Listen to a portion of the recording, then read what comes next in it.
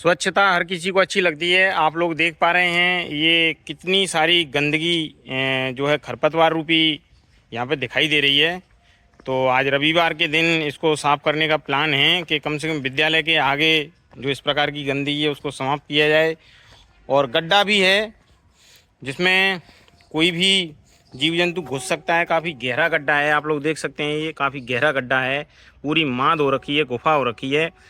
तो ये डर है शायद इसमें कोई सांप बिच्छू या गोहो इत्यादि छुपा हुआ हो और बड़ा हादसा हो जाए, तो इसको बंद करने का प्रयास किया जा रहा है। मैदान के लिए मिट्टी डलवाई गई है प्रधानाचार्य जी अर्चना मिश्रा जी द्वारा, और विद्यालय विकास के लिए लगातार प्रयास किए जा रहे हैं। हमारे शारीरिक शिक्षक व्याख्याता श्री विजेंद्र सिंह जी की कड़ी मेहनत बच्चों के साथ की जा रही है, जिससे जिला स्तर पर बच्चों का एक खेल के क्षेत्र में उत्कृष्ट प्रदर्शन जो है दिखाई पड़े जा रही है। तो मैं आज रविवार का दिन है तो सोचा कि विद्यालय के हित में, बच्चों के हित में कुछ छोटा मोटा काम हम रविवार के दिन कर सकते हैं। तो आज उसी श्रृंखला से जुड़े हैं और आज विद्यालय के विकास के लिए, विद्यालय के हित के लिए कुछ न कुछ विद्यार्थियों के लिए काम करते रहें। तो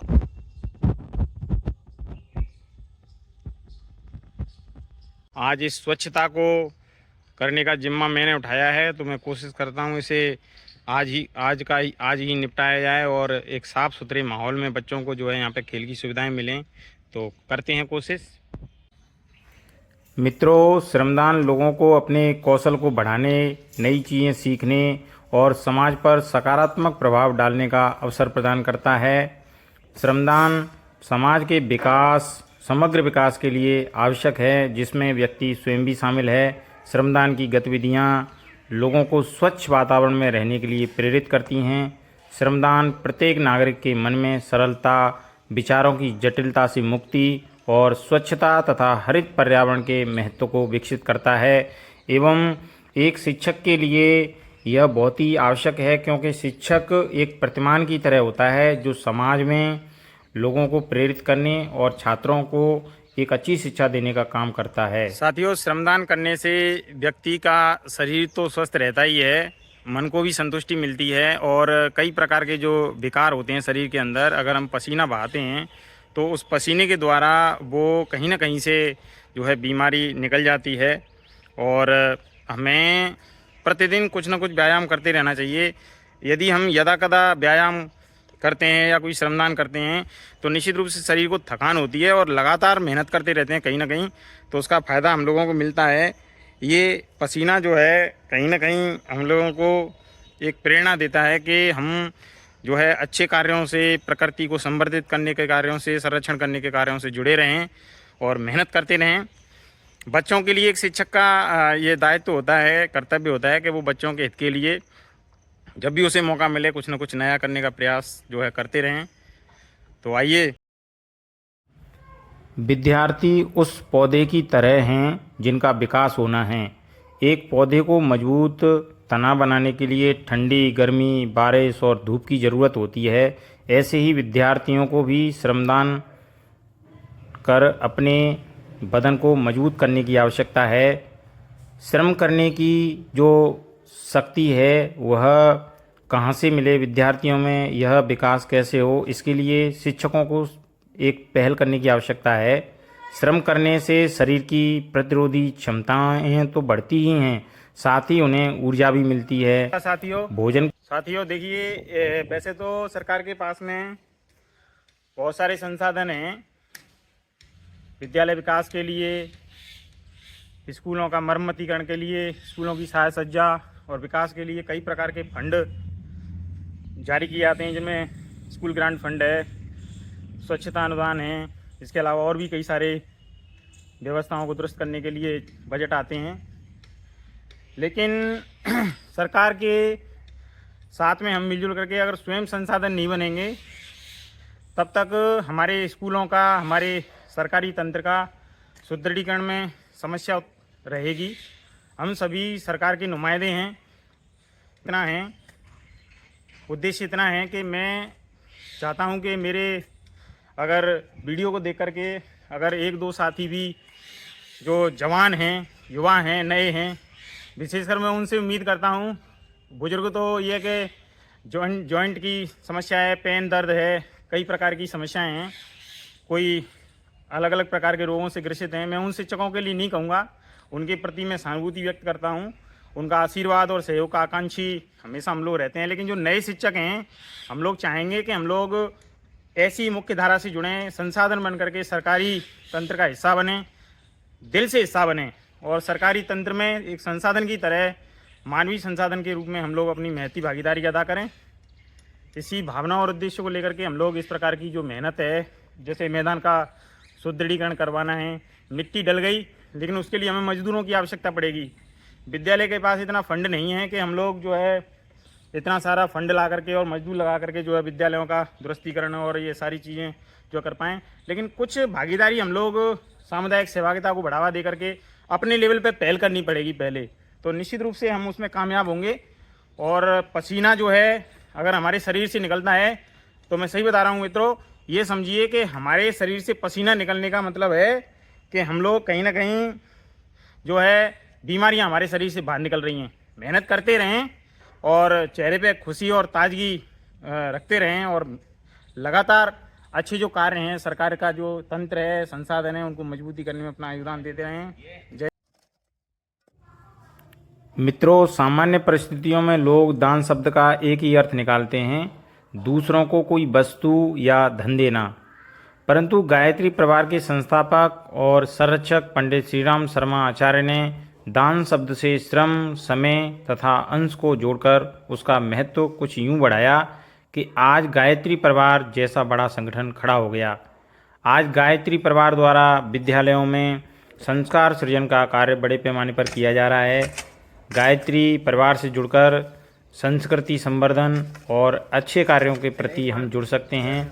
आज गायत्री परिवार के सभी प्रमुख केंद्रों तथा शाखा संस्थानों में सभी छोटे बड़े कार्यों को समय दानी ही करते हैं और इसकी एक अलग पहचान है। श्रमदान और महायज्ञ से होती है, चाहे शांति कुंज हो या गायत्री कुंज हो, कोई भी बड़ा कार्य करने के लिए श्रमदान महायज्ञ का आह्वान होता है और देखते ही देखते असंख्य श्रमदानियों द्वारा वह कार्य चुटकियों में संपन्न हो जाता है।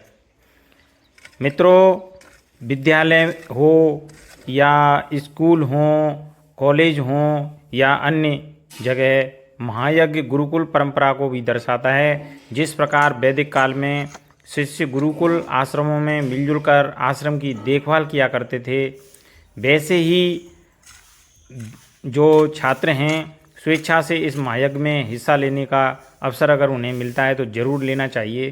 छात्र छात्राएँ इस मौके का भरपूर फ़ायदा उठाना चाहिए, क्योंकि श्रम करने से व्यक्ति का शारीरिक विकास, मानसिक विकास और आध्यात्मिक विकास होता है।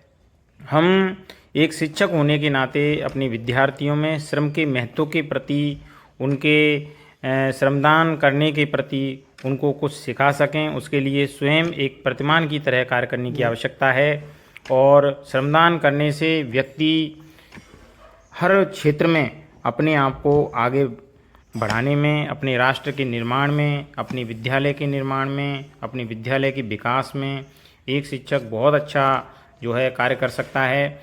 और इसी श्रृंखला में हम जुड़े थे कि विद्यालय में जो मिट्टी डलवाई गई है, कबड्डी का खेल मैदान तैयार नहीं था, पानी भर गया था, तो उसके लिए आवश्यकता थी कि हम जुड़ करके और ये कार्य करें, तो ये कार्य किया गया। अब आप लोग देख रहे हैं, सुबह जब मैं आया था तो काफ़ी गंदगी थी, यहाँ पर खरपतवार खड़ी हुई थी।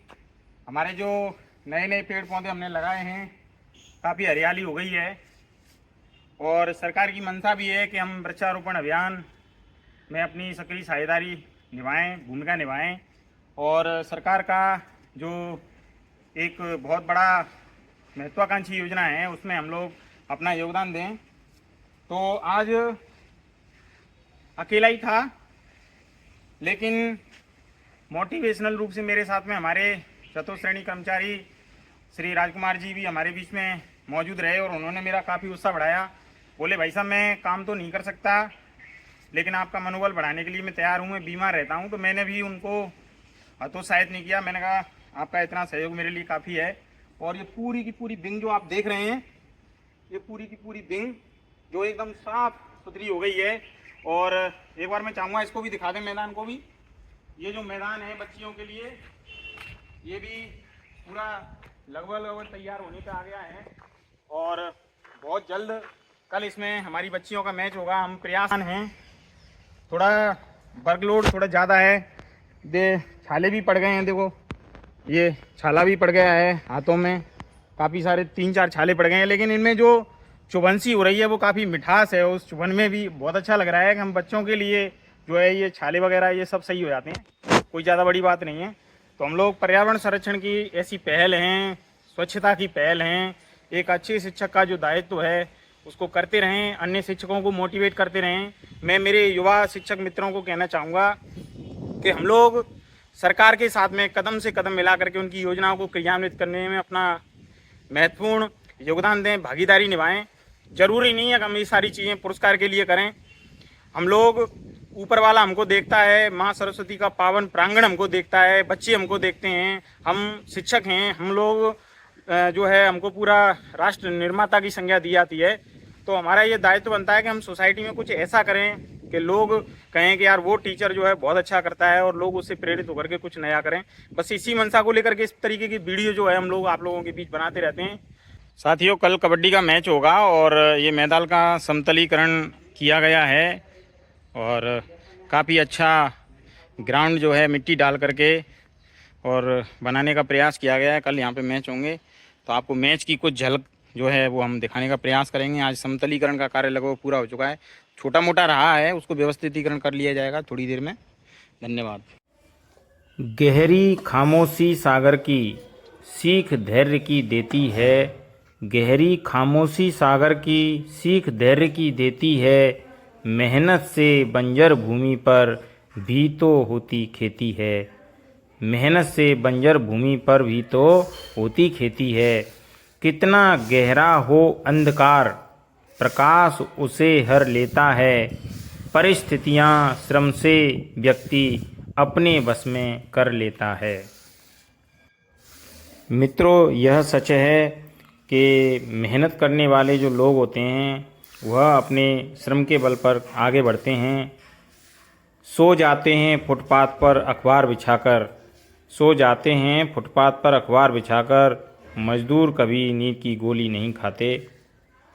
अच्छे कार्य करते रहें, आगे बढ़ते रहें।